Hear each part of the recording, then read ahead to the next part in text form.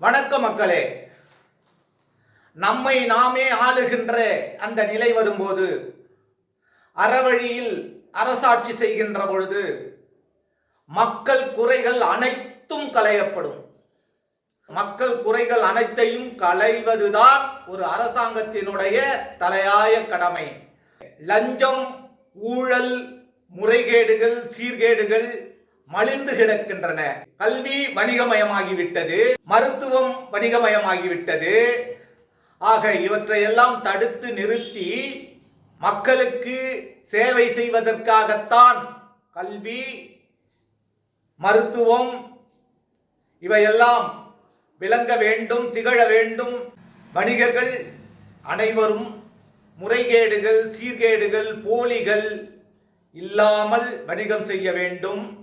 தரமான பொருட்களை நியாயமான விலையிலே விற்க வேண்டும் என்ற நிலையெல்லாம் உருவாக்குவோம். அரசு அலுவலகங்களில் ₹1 கூட லஞ்சம் கொடுக்காமல் உங்களுக்கு பணியாற்றுவதற்குத்தான் அரசு அதிகாரிகள் இருக்கிறார்கள். அவர்கள் அதிகாரத்தை பயன்படுத்தி, உங்களை பயன்படுத்தி அவர்கள் வாழும் நிலை முற்றிலுமாக களையப்படும் என்பதை உறுதியோடு தெரிவித்துக் கொள்கிறேன். ஒத்துழைப்பு தாருங்கள், ஆதரவு தாருங்கள், என்னோடு இணைந்து செயல்பட வாருங்கள்.